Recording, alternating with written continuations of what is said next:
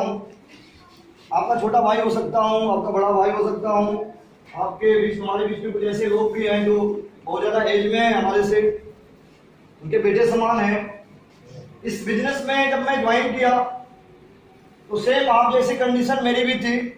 ये अलग बात है कि आज आपके बीच में बनारस से चल के आपको बताने के लिए आया हूँ, और बताने समझाने नहीं आया हूँ। मेरी लाइफ में इस बिजनेस जब आया, आने के बाद मैंने इसमें कुछ छोटे छोटे काम किए।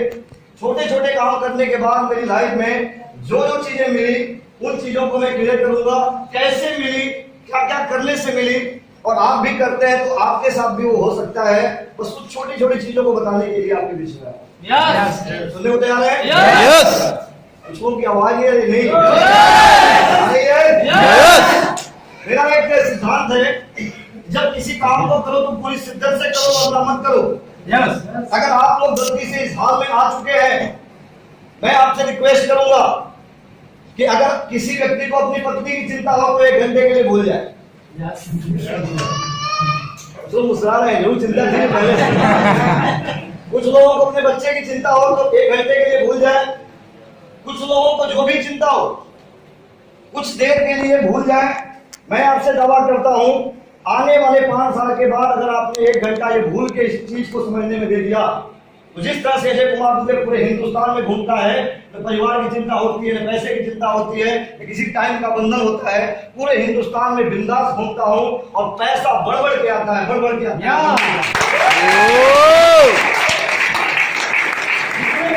जितने भी टेंशन हो, तनाव हो, सबको 1 घंटे के लिए आप पोस्टपोन कर दें। नाम अजय कुमार दुबे, और इस बिजनेस में आने से पहले एक दुकानदार हुआ करते थे। फोटो फ्रेमिंग, गिफ्ट कार्नर की दुकान हुआ करती थी अपनी। मैंने बीएचयू यूनिवर्सिटी, दुनिया की टॉप यूनिवर्सिटियों में उसका नाम आता है, बनारस की बीएचयू यूनिवर्सिटी। उसको जानते हैं? बीएचयू यूनिवर्सिटी से मैंने बीएफए किया, bachelor of fine art. 2nd year का स्टूडेंट था। उसी टाइम मेरी लाइफ में आरसीएम आया, और आया नहीं, कहा जाता है कि जब ऊपर वाले की मर्जी हो जाती है ना, ऊपर वाले की जब मर्जी हो जाती है तो इंसान से जबरदस्ती वो करवा लेता है। एक स्टोरी से अपनी बात को मैं आगे बढ़ाऊंगा। एक बार एक गुरु और एक शिष्य हुआ करते थे, तो दोनों के बीच में बातचीत होती थी पर डे। तो एक दिन की घटना थी कि गुरु जी बोल रहे थे, प्रवचन दे रहे थे सारे शिष्यों को भी, कि जब ऊपर वाले की प्लानिंग होती है तो इंसान को न चाहते हुए हर काम को करना पड़ता है, और ऊपर वाले की अगर इच्छा हो गई तो एक पत्ता भी नहीं हिल सकता। तो शिष्य बड़ा एक कंफ्यूज हो गया, बोला आप कैसे कह सकते हो ये बात? बोले मैं प्रूव करता हूं, ये सच है। शिष्य जिद पे आ गया कि ऐसा हो ही नहीं सकता। हर जगह कुछ ऐसे शिष्य होते हैं जो गुरु की बात बार बार काटते हैं। होते हैं? हाँ, कुछ ऐसे शिष्य जरूर मिलेंगे। 50 सही है तो 1 जरूर मिलेगा जो हर मिनट काटेगा। बिल्कुल सर। कृष्ण के साथ भी अर्जुन थे। क्या करते थे? कृष्ण भगवान के सबसे प्रिय शिष्य कौन थे? अर्जुन। और सबसे ज्यादा भाग काटने वाला कौन था? अर्जुन। यस। वो जो शिष्य था वो बड़ा कंफ्यूज था। तो उसने बोला नहीं, ऐसा नहीं हो सकता। बोले नहीं, ऐसा होता है। बोला ठीक है, मैं देखता हूं, मैं तो खाना ही नहीं खाऊंगा, देखते हैं भगवान कैसे खिला देता है मुझे। यस। बोला मैं खाऊंगा ही नहीं, अनशन पे आ गया, देखते हैं कौन खिला देता है मेरे को। 3 दिन बीत गए, नाराज होकर कुटिया छोड़ के वो चला गया जंगल की तरफ। कहाँ गया? जंगल की तरफ। जंगल की तरफ, और खाना साथ में लेके गया था। देखते हैं कौन खिला देता है मेरे को, मैं खाऊंगा नहीं, खाना होगा लेकिन खाऊंगा नहीं। खाना लेके अपना जंगल में गया, एक पेड़ के नीचे बैठा सोच रहा था। अचानक घोड़े की चापों की आवाज सुनाई दी, डर गया। डर के मारे पेड़ पे चढ़ गया, और जब पेड़ पे चढ़ा, वो जो पेड़ था वहां पे सारे डाकू जो हुआ करते थे वहां पे बैठ के हिसाब किया करते थे, पर डे काम था उनका। ध्यान समझिए मेरी बात। यस। डाकुओं का पर डे काम था, वही उस पेड़ के नीचे बैठ के हिसाब किया करते थे। लगी थी वहां। यस। तो पेड़ पे चढ़ा हुआ व्यक्ति वो सोच रहा था, डर के मारे कांप रहा है। डाकू आए, बड़ा अच्छा अच्छा व्यंजन देखा उन्होंने। तब तक भूख तो उनको लगी ही थी, सोचे कि खाया जाए। तब तक एक बड़ा चालाक डाकू था, बोला नहीं हो सकता है किसी ने जहर मिला हो, जंगल में खाना कैसे? क्या बोला? जंगल में खाना कहां से आ जाएगा? चेक करो कोई अगल बगल होगा। अब सारे डाकू खोजने लगे, अचानक एक व्यक्ति पेड़ पे दिखाई दिया, वही शिष्य था। उसको पकड़ के सब उतारे, और उतारने के बाद डंडे से मार मार खिला रहे थे उसको। खा तो पहले देखिए इसमें घर को देख रहे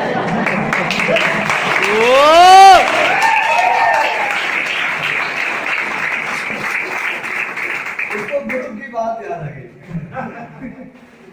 वो डाकू पूछ रहे हैं भाई तू यहाँ कैसे आया? अगर तू बोल रहा तू साधु है तो यहाँ कैसे आया? बोला क्या बताएं, ये ऊपर वाले की तारीफ। आज आपके बीच में भी बंदा आया हुआ है वैसा, गलती से आरसीएम में फंस गया। यस फंसा नहीं, फंसा दिया गया। कितने लोग फंसे हैं आरसीएम में? यस, मुस्कुरा रहे हैं चेहरे। यस, अच्छा एक इतना बड़ा मूर्ख मैं आपके बीच में आया हूं वहां से चल के। अपना आपने किराया तो नहीं भेजा था मेरे को? अपना टिकट मैंने 3AC में करा के हजारों रुपए मैं खर्च करके आज आपके लुधियाना में हूं, और ये बताने के लिए आया हूं कि मैं 8 साल से फंसा हूं और खुश हूं। इतना बड़ा पागल आदमी हूं भाई साहब। अरे किसी व्यक्ति को 2 महीना 4 महीना 6 महीना फंसा दो, 7 महीने फंसे रह सकता है क्या? 1 से 2 दिन 3 दिन 4 दिन 5 दिन 6 दिन 7 दिन, 8 साल से फंसा हुआ व्यक्ति आपको फंसाने के लिए आया है आरसीएम। कितने लोग फंसना चाहते हैं? सभी अपने लिए।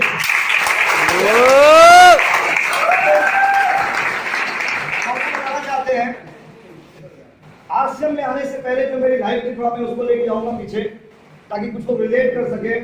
कई लोगों को ये भ्रम है कि आरसीएम वो करता है जिसके पास कोई काम नहीं होता। कितने लोग मानते हैं? आरसीएम वो लोग करते हैं जिनके पास कोई काम नहीं होता। ये हमारे समाज में लगभग 20 से 25-50% लोगों का ये सोच है कि आरसीएम वही करते जो सोच थी, और ये सोच मेरी भी थी। ये सोच थी मेरी, तो मैं थोड़ा पीछे लेके जाऊंगा। दूसरी एक बात आप समझ लें, एक लोगों की सोच होती है कि आरसीएम वो कर पाएगा जिसके पास अपना पैसा रुपया होता है, रुतबा होता है, वो कर लेगा। 2 तरह की सोच होती है। एक तो ये सोचते हैं कि जो बेकार होते हैं वो करते हैं, और दूसरा लोग ये सोचते हैं कि मेरे पास न टाइम है न मेरे पास पैसा है तो मैं आरसीएम नहीं कर सकता। और दोस्त मैं आपके सामने एक व्यक्ति खड़ा हूं, 16 घंटे का मेरा वर्क हुआ करता था। 16 घंटे, कितने? 16 घंटा। सुबह 6 बजे से लेकर रात को 11 बजे तक मेरा कारोबार चलता था, खुद का कारोबार। मैं आर्टिस्ट हूं, यहां बैठे एक व्यक्ति का फिगर इस पे छाप सकता हूं एज ए फाइन आर्ट। क्या है? Fine art. मैंने उसकी एजुकेशन ले रखी है। बचपन बड़ा गरीबी में बीता मेरा। आज मेरे छोटे भाई साहब भी यहाँ बैठे हुए हैं, अरविंद दुबे, एक बार बुलाएंगे हम। छोटे भाई साहब हैं, आज इसी लुधियाना के अंदर नौकरी करने के लिए आए हुए थे। 30,000 32,000 की सैलरी की नौकरी क्या करते थे, आरसीएम की पावर से आज फुल टाइम आरसीएम करते हैं। महीने की इनकम 70-70 हजार आती है, फुल टाइम आरसीएम। आपको आज हम दोनों भाई टेक्निकल अचीवर हैं। yes. और महीने की जो घर की इनकम आती है वो 1.5 लाख प्लस आती है एक महीने की।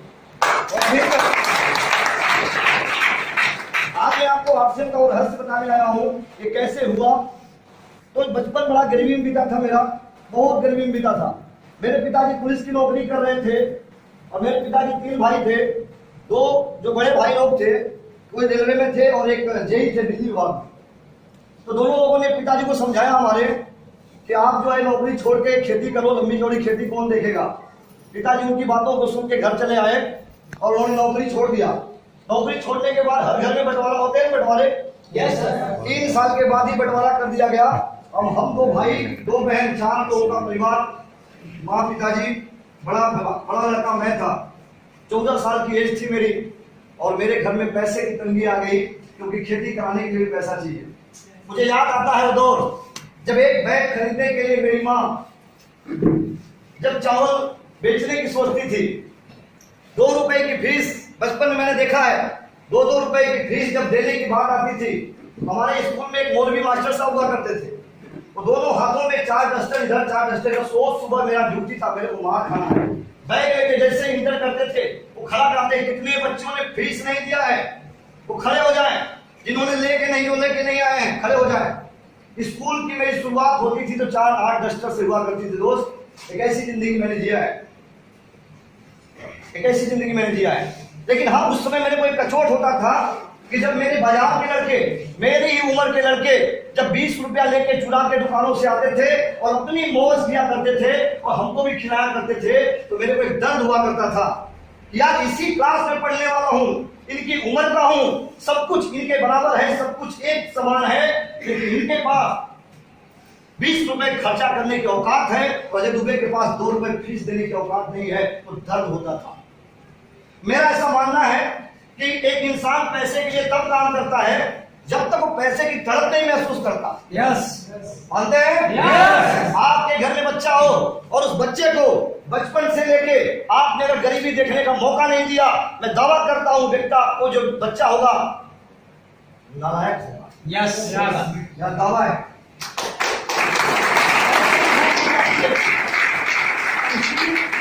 उसकी पैसे की भूख मर जाती है। तो उस 2-2 रुपए की फीस मुझे तड़पाया करती थी। एक पेन की डिमांड होती थी घर में, पेन के लिए मां 3 दिन तक आती थी, काम चला ले। अरे कैसे चलाऊं, दिखना तो उसी से है। 4 भाई बहनों का परिवार, इतना दर्द होता था। एक कपड़े को कैसे कैसे पहन के हमने पढ़ाई करी है, मुझे आज वो दौर याद है। सिलाई कर करके हम लोगों ने पढ़ाई करी थी, क्योंकि आय नहीं थी कहीं से आय नहीं थी। तो बचपन में मैंने एक किताब पढ़ी थी, उसका राइटर था स्वेट मॉर्डन। स्वेट मॉर्डन सबसे सस्ती किताब बेचता है 50 रुपए में, और औकात नहीं थी। पहली बार हिम्मत करके मैंने एक किताब खरीदी थी स्वेट मॉर्डन की, कानपुर से 50 रुपए की किताब थी। उसमें बड़ा अच्छा एक कोटेशन लिखा हुआ था कि अगर 60 साल के बुजुर्ग के पास पैसा हो तो 25 साल के लड़के के समान सोचता है, और 25 साल के लड़के के पास अगर पैसा न हो तो 60 साल के बुढ़े के समान सोचता है। ये पैसे में इतनी ताकत है। तो अब उस पैसे की जो भूख थी मेरी, जब जब इन छोटे भाई बहन को देखा करते थे तो अंदर में एक आग आती थी कि यार मुझे कुछ करना है, अब कैसे करूं, रास्ते नहीं थे। और एक बात कही जाती है कि सहयोग भी उसी व्यक्ति का किया जाता है जिससे आशाएं हो। हमारे समाज में उस व्यक्तियों को सहयोग नहीं किया जाता जिसके पास रिटर्न देने की क्षमता नहीं होती। मानते हैं आपको? मेरे रिलेशन में लोग मेरे बड़े पापा के पास आते थे और हमारे पास नहीं आते थे। हमारे यहाँ निमंत्रण आया करते थे तो हमारे घर में नहीं आया करते थे, बड़े पापा ही घर आया करते थे, क्योंकि इनके पास निमंत्रण करने की क्षमता नहीं होती है। रिश्ते टूटने लगे थे। और मेरा ऐसा मानना है आपके साथ भी ऐसा होता होगा। जब आपके पास आपकी वैल्यू खत्म होने लगती है तो आप ही के लोग आपसे इकट्ठे लगते हैं। करते नहीं करते? तो बड़ा जीवन था, मैंने उधार लिए 5000 मैंने मामा से अपने उधार लिया और मैंने एक छोटी सी दुकान खोलने का डिसीजन लिया 14 साल के। जब एक बच्चा खेलता कूदता है, मैंने घर चलाने के लिए 5000 रुपए कर्जे लिए, और उस टाइम मैंने 5000 कर्जा लेके एक छोटी दुकान खोली, जनरल स्टोर। और दुकान बड़ी तेजी से चली क्योंकि दुकानदार छोटा था। बहुत तेजी से ग्राहक आए और उधार ले जाके 3 महीना में दुकान बंद करवा दिए। बना बहुत छोटा था भाई साहब। तो जो उधार वाले होते हैं ना, वो खोजते रहते हैं दुकानदार वो दे देगा, इसको देना पड़े। अब लिए सब, फिर काम खत्म हो गया, दुकान मेरी खत्म हो गई। फिर मैंने 20,000 रुपए मामा से रिक्वेस्ट किया। मेरे मामा जो आर्मी में थे, मैंने मामा से बोला मामा एक बार और दे दो आप। बोले कितना देना? मैंने 20,000 रुपए मांगा, उन्होंने दे दिया मेरे को। ये घटना 14 साल की एज में थी। मैंने वो 20,000 रुपए लेके फिर से दुकान डाली। कुछ लोग गवाह भी हैं हमारे बीच में, कृष्णा जी हमारे गांव से हैं, आए हैं बनारस से। वो कमालपुर बाजार है ना, वहां से 1 किलोमीटर दूर इनका गांव है। इन्होंने मेरी दुकान भी देखी है और इनको मैंने फंसाया था दुकान पे। फंसे? इनको जब मैंने फंसाया ना, तो इनके घर से फोन आया रात में। इनकी मम्मी ने फोन किया, उसमें 1500 वाली ज्वाइनिंग थी, 3 पैंट शर्ट। और ये आए मेरी दुकान पे फोटो मरवाने, मैंने इनको मर दिया। और मर दिया। ये 1500 वाली किट लेके घर पहुंचे। घर से कॉल आया रात में कि अजय दुबे जी, आपको पूरे कमालपुर एरिया में मेरा ही बेटा सीधा साधा मिला फंसाने को। और कोई नहीं मिला क्या? हमने बोला फंसाया नहीं, 3 पैंट शर्ट दिया है। नहीं चाहिए, वापस कर दो आप। मैं सुबह आती हूँ आपके यहाँ, सुबह इनकी मम्मी तैयार थी मेरे घर आने को, पैंट शर्ट वापस करने को, लेकिन मैं सुबह खुद पहुंच गया। बात समझिए, मैटर वो नहीं है। मैं आपके बेटे को आने वाले टाइम में करोड़पति बनाना चाहता हूं।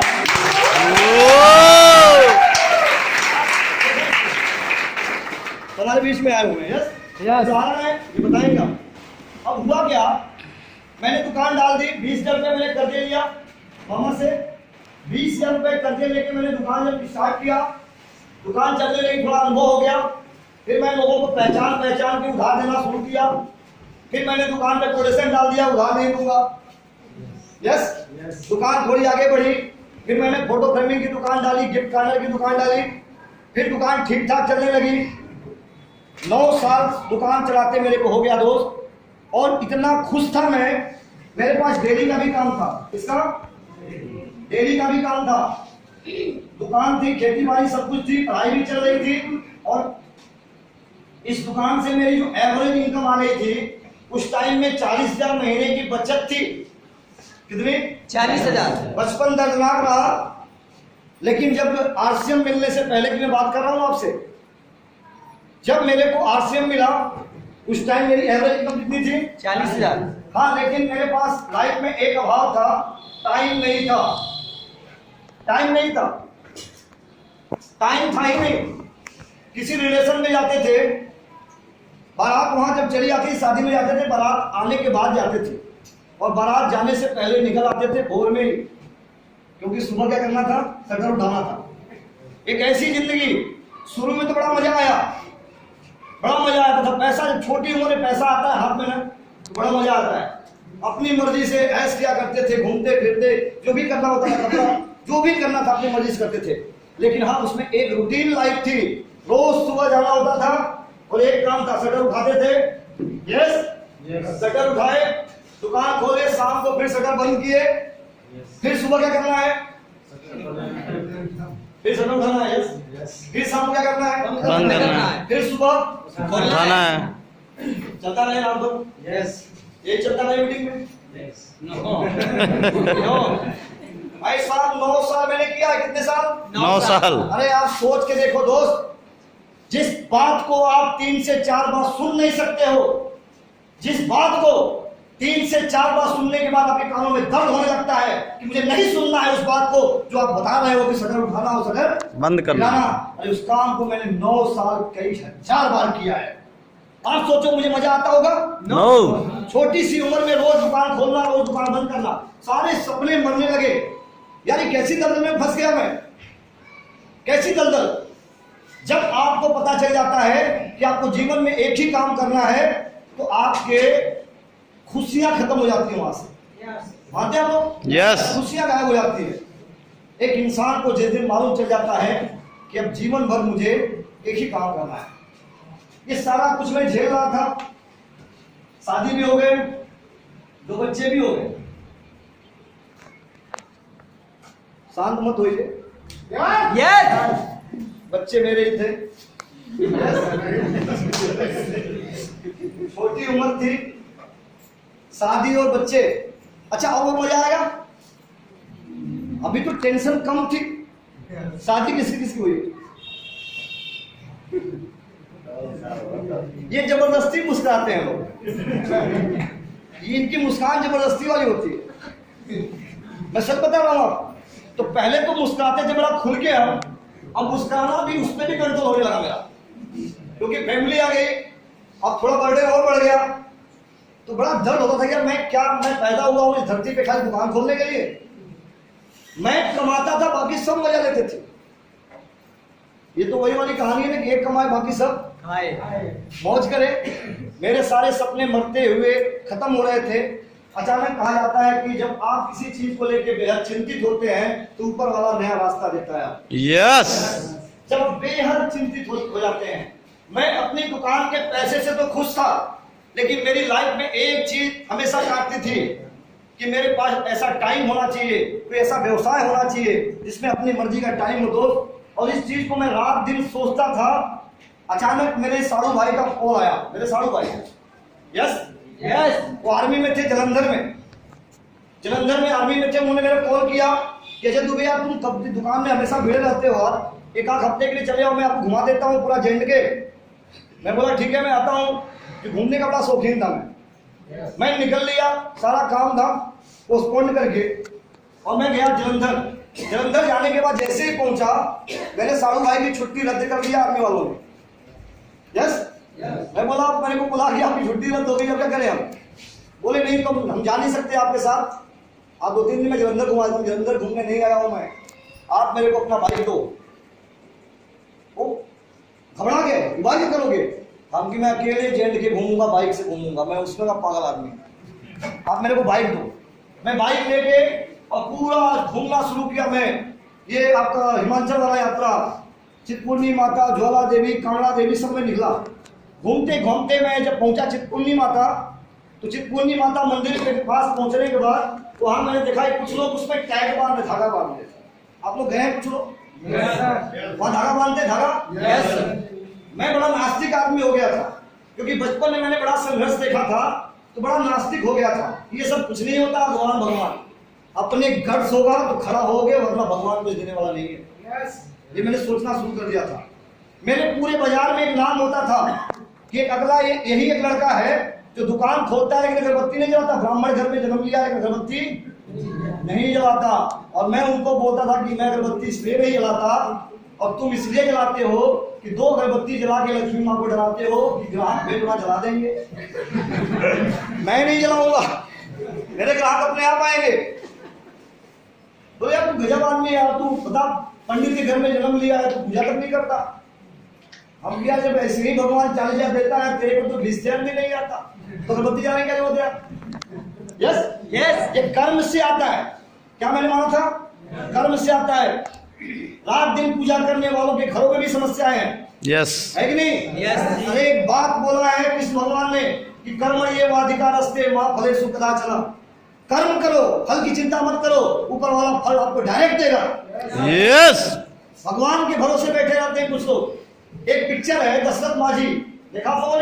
यस। देखिएगा, उसमें एक कोटेशन बोलता है दशरथ माझी, गया का रहने वाला एक मुसहर जात का व्यक्ति जिसने 55 किलोमीटर के पहाड़ को तोड़ के रास्ता छेड़ी और हथौड़ी से बना दिया। और जब उससे पत्रकार ने पूछा कि क्या तुझे विश्वास है कि तू ये काम कर जाएगा, तो एक उसका कोटेशन है कि भगवान के भरोसे मत बैठ, क्या पता भगवान तेरे भरोसे बैठा हो।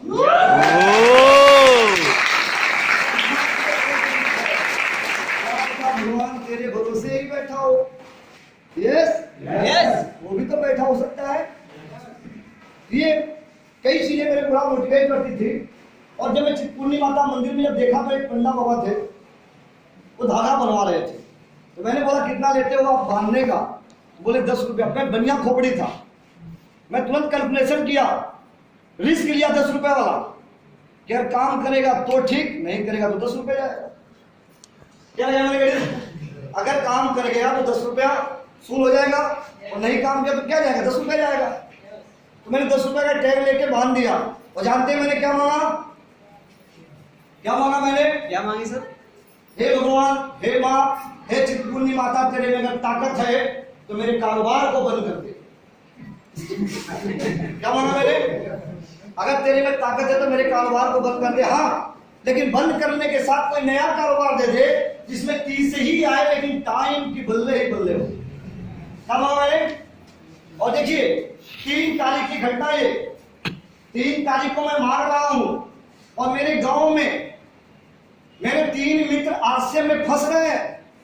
8 तारीख को, 4 तारीख, कितनी तारीख को? 4 तारीख। 3 तारीख को मैं मांग रहा हूं और 4 तारीख को मेरे कमालपुर में मेरे 3 मित्र आश्रम ज्वाइन करते हैं। यहां मांगा, वहां फंसाने वाला पहले भेज दिया माने 3, और तीनों मेरे परम मित्र हुआ करते थे। अब फंसने के बाद आदमी क्या करता है? अपने लोगों को फंसाने के लिए ढूंढता है, ढूंढता है। चाहे कितने लोग पहली बार आए, पहली बार कितने लोग आए?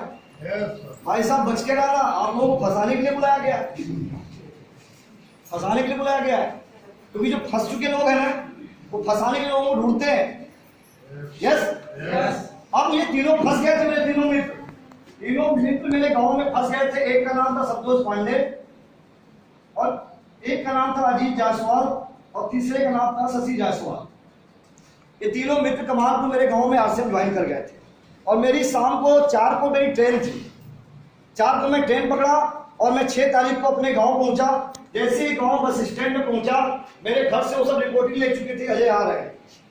और संतोष पांडे जो मेरे मित्र थे, मेरे उम्र में बहुत ज्यादा बड़े थे, हमेशा मेरे से बैग ढोता था। किसी भी सफर में जाओ, कहीं भी घूमने जाओ, तो बैग मुझे ढोना पड़ा था उसका। लेकिन जीवन में पहली बार उसने मेरा दोनों बैग ढोना शुरू किया आने के बाद। मैं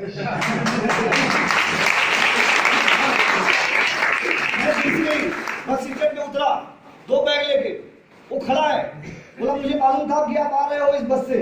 हमें किसने बताया? मेरे घर से मालूम किया, आपने फोन किया था। हम यार मैटर क्या है?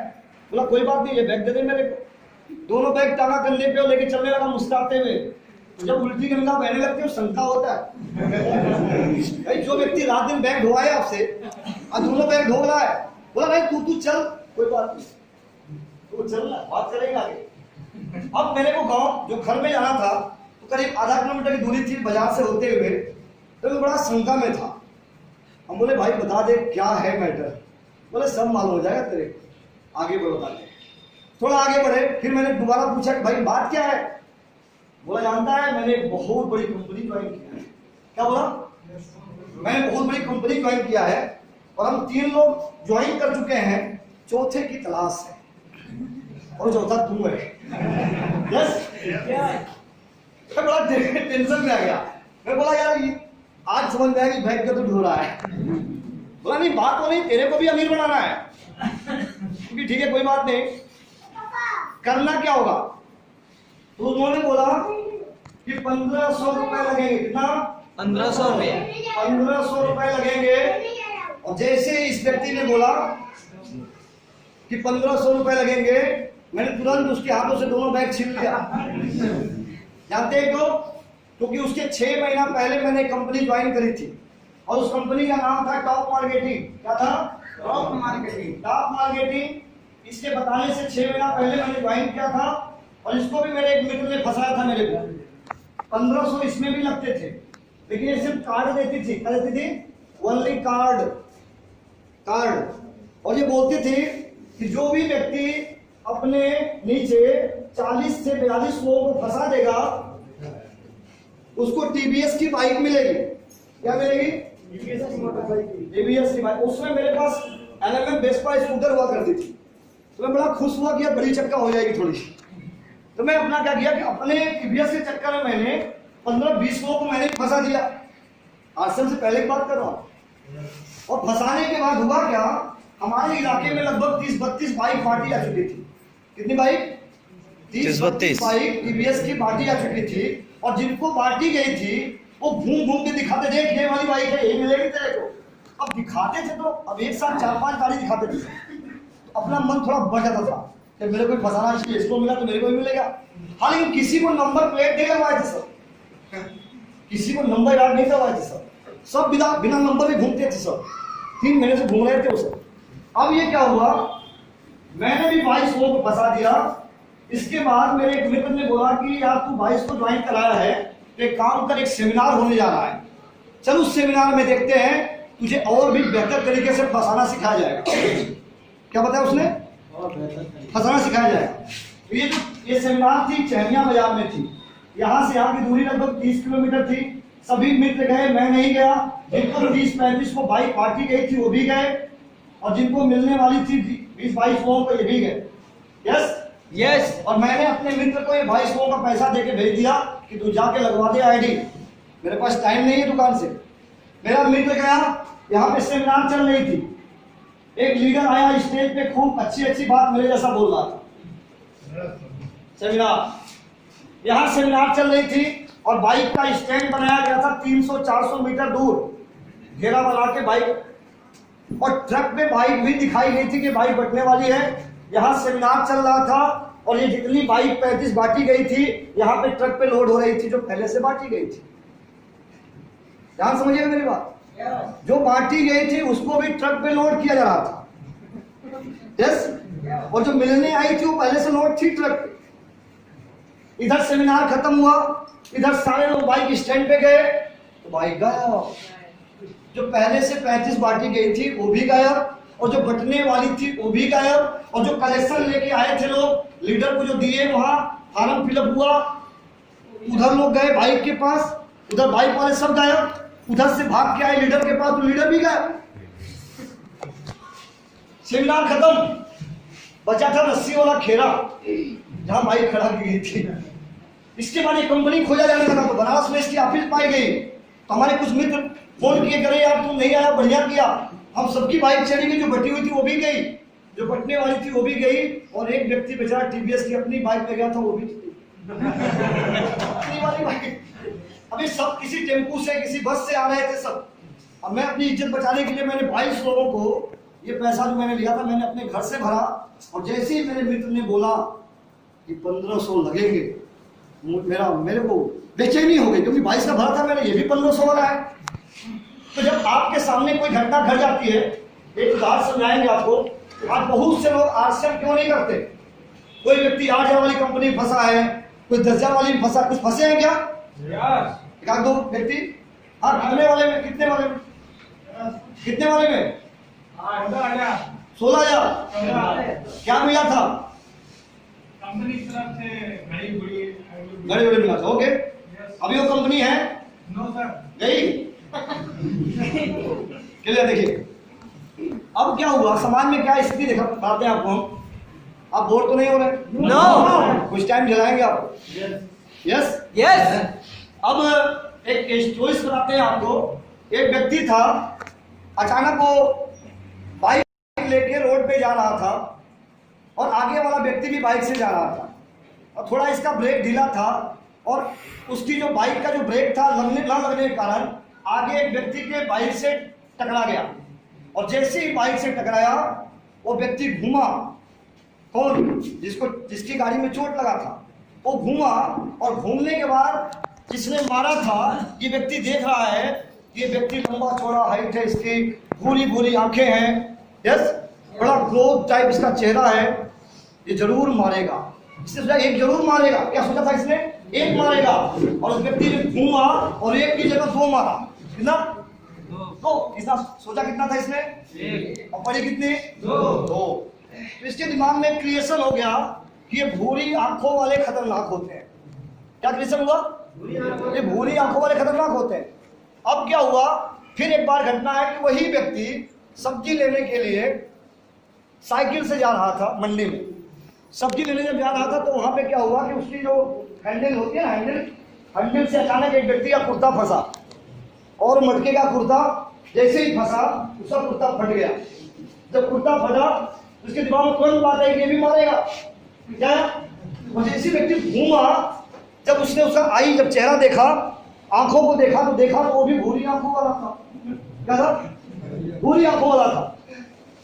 और इसने यही सोचा वहां भी 2 पड़ी, 2 पड़ी।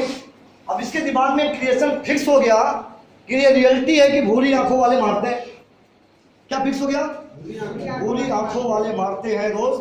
और उसने एक लॉटरी का टिकट खरीद रखा था, और उसकी लॉटरी में पैसे फंसे हुए थे, पैसे आए हुए थे, और अचानक एक डाकिया को भेजा गया कि जाके उसके गांव में मिलो आप। और जब वो गांव में आया तो गांव में आने के बाद एक लड़के से पूछा कि वो फला व्यक्ति कहाँ रहते हैं। तब उस लड़के ने कहा कि मैंने तो देखा नहीं है। अचानक वो व्यक्ति घूम के चला गया, तो अंदर जब गया तो उस व्यक्ति से मिला जिससे उस व्यक्ति ने पूछा था। तो उसने बोला कि आप एक व्यक्ति ढूंढ रहा था।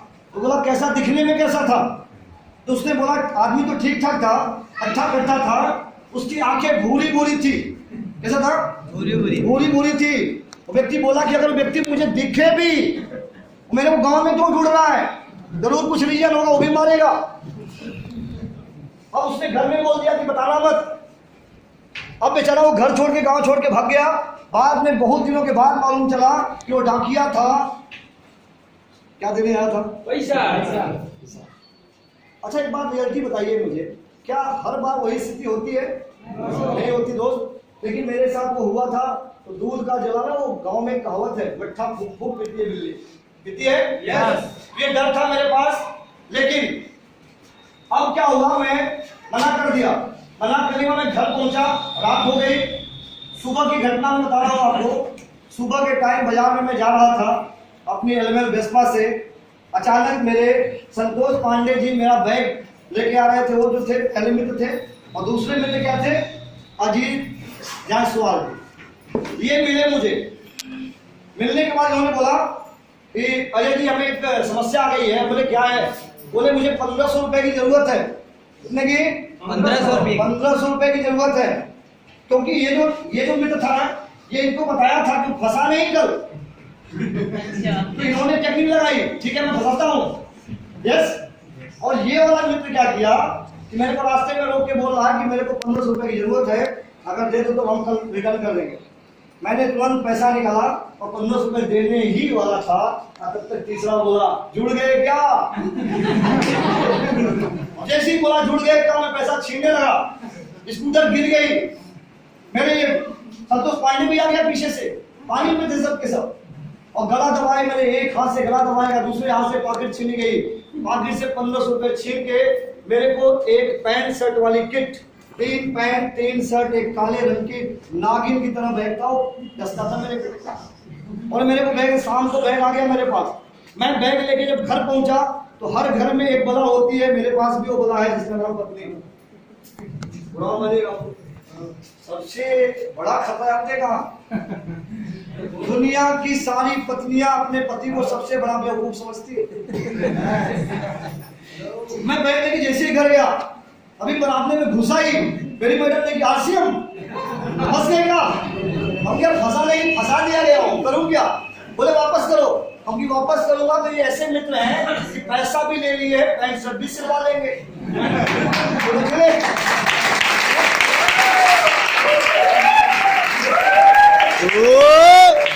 अब मजबूरी में पैंट शर्ट रख दिया गया, लेकिन मेरे घर हर शाम एक चर्चा होती थी।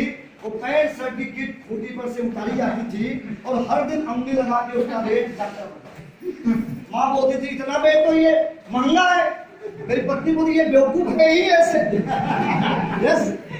पापा बोलते तू क्यों फंसने गया यार, इतना सस्ता कपड़ा तू क्यों उठा रहा है? तो मैं तुमसे जोड़ाता था कि भाई पापा जी बात सुनिए मेरी, 3 पैंट 3 शर्ट 500 रुपए का माल लो ना। बोले कैसे माल ले? 6 महीना तक मैं इन तीनों मित्रों को अच्छी अच्छी गालियां देता था, अच्छी अच्छी वाली। कहीं दिख जाए गालियां शुरू। बिना इच्छा के मेरे को आरसीएम ज्वाइन कराया गया। Yes yes. इसके बाद मेरे गांव में मीटिंग होने लगी। इनसे भी बड़ा एक ठग थे जिनका नाम था सुशील कुमार।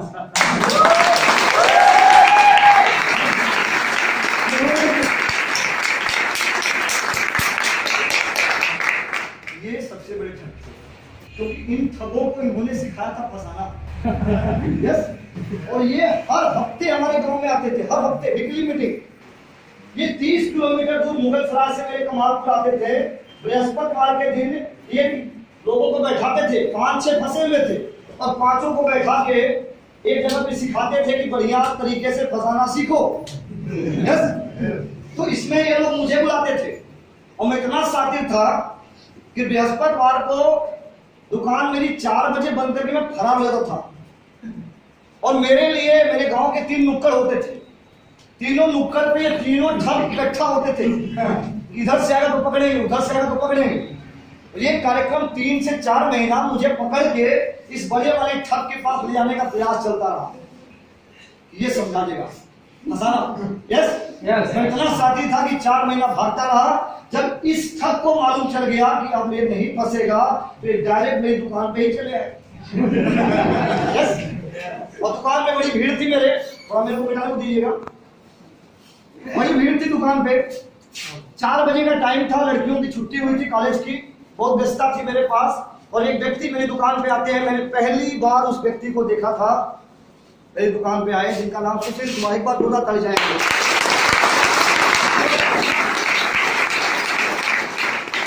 ये लाल टाई पहने हुए थे, लाल टाई। मेरे को लगा कि बैटरी का सेल्समैन होंगे। लाल टाई पहन के वही आते थे बनारस से। तो उन्होंने पूछा सर कौन सी बैटरी वाली कंपनी है आपकी? बोले बैटरी वाली नहीं है, आरसीएम है। मैंने बोला सर मैं तो फंस चुका हूँ, फिर फंसाओगे क्या? मैं तो देख चुका हूँ, पैसा हिसाब किताब बराबर है। 1500 मैंने दे दिया, किट में घर लाया हूँ। बोले नहीं फंसाने नहीं आया हूँ, जगाने आया हूँ। क्या बोले? जगाने आया। फंसाने नहीं, जगाने आया हूँ। आपको इस 1500 रुपए से 15 लाख कैसे आए वो बताने आया हूँ।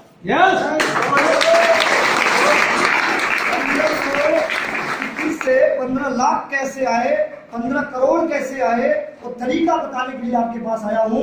अगर ईमानदारी से पूरी 30 से 35 से 40 मिनट आपने मेरी बातों को सही तरीके से समझ लिया तो मेरा दावा है कि आने वाले टाइम में आपके जीवन में चेंज आ जाएगा। मेरा दिमाग हिला गया, ये आदमी अब ये क्या समझाएगा। फिर मैंने टाइम दिया, मैंने बोला ठीक है 40 मिनट टाइम में देता हूँ, बताइए क्या बताना है। इन्होंने बोला दुबे जी कितना कमा लेते हो? मैंने बोला अब क्या, मेरे को लगा कि यार पैसा पूछ के फिर कोई डिमांड करेगी। यस, तो मैंने उनसे कम बोला, सर 20-25 कमा लेते हैं। बोले ईमानदारी से बताओ।